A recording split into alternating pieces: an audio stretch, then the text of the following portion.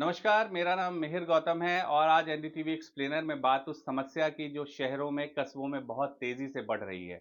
कुत्तों के काटने के मामले लगातार बढ़ते जा रहे हैं। हर शहर से खबर आ रही है, भोपाल से, दिल्ली से, नोएडा से, गाजियाबाद से, कोच्चि से और तमाम दूसरे शहरों से। ये समस्या इतनी तेजी से बढ़ रही है कि इसका क्या समाधान हो, इसकी तरफ कोई बात ही नहीं हो रहा है। समस्या को लेकर लगातार लोग आपस में ही लड़ झगड़ रहे हैं जगह-जगह पे। सोसाइटियों में लड़ाई हो रही है और बाकी तमाम दूसरे जगहों पर भी लड़ाइयों की खबर इस तरह की आ रही है। समस्या क्या है, इसको पहले समझते हैं। स्वास्थ्य व परिवार कल्याण मंत्रालय ने 2023 में जो अपना आंकड़ा दिया है, उसके मुताबिक इस देश में कुत्ते काटने के मामले 2022 में 22 लाख थे, जो बढ़ करके 27 लाख हो गए हैं, यानी कि 26% मामलों में बढ़ोतरी हुई है। वहीं 99 करोड़ रुपए सरकार को एंटी रेबीज वैक्सीन के लिए देना पड़ा है। ये बहुत ज़रूरी है एंटी रेबीज वैक्सीन, क्योंकि अगर इसे ना लिया जाए तो लोगों की मौत होने की भी संभावना बनी रहती है। आशंका ऐसी रहती है कि जान जा सकती है।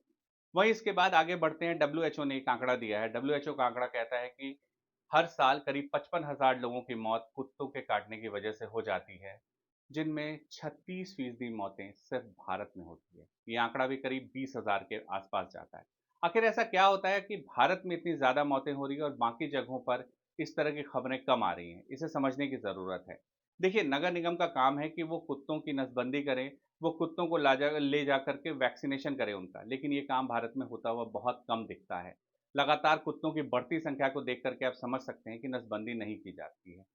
2 देश हैं जिनसे हम सीख सकते हैं कि किस तरह से ये मामले कम हो जाए और किस तरह से सड़कों पर कुत्तों की संख्या घटे।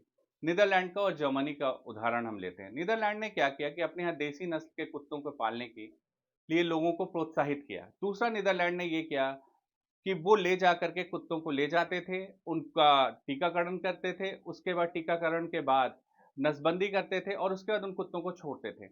इससे क्या हुआ कि वहाँ पर धीरे-धीरे कुत्तों की संख्या सड़कों पे कम होने लगी और आज शायद वहाँ ना के बराबर कुत्ते सड़कों पर दिखते हैं। जर्मनी ने भी इसी तरह का प्रयोग किया और माइक्रोचिप लगाने लगे, जिससे कि कोई भी इंसान बाद में कुत्तों को पालने के बाद में सड़क पे ला कर के ना छोड़ दे। इन दोनों का बहुत असर हुआ है वहाँ पर। लेकिन हमारे देश में ऐसी चीज़ें होनी चाहिए, नियम बने हुए हैं, बावजूद इसके नहीं होता। देखिए, ये सही है कि कुत्ते जहाँ रहते हैं वहाँ से उन्हें नहीं हटाया जा सकता, ये नियम है, बिल्कुल सही है। लेकिन सवाल ये है, क्या उनका टीकाकरण नहीं किया जा सकता है? क्या नसबंदी नहीं की जा सकती है? ये 2 चीज़ें हैं, इसकी तो इजाज़त है। इस पर क्यों नहीं ज़ोर दिया जाता है? हो क्या रहा है, 2 पक्ष बन गए हैं, दोनों आपस में लड़ते जा रहे हैं, झगड़ते जा रहे हैं, लेकिन समाधान नहीं निकल रहा है। हमें समाधान की दिशा में आगे बढ़ना होगा। लगातार टीकाकरण को प्रोत्साहित करना होगा कुत्तों के, लगातार लोगों को जागरूक करना होगा और लगातार नसबंदी को कुत्तों के तेज़ी से करना होगा। इन कामों में तेज़ी लाई जाएगी।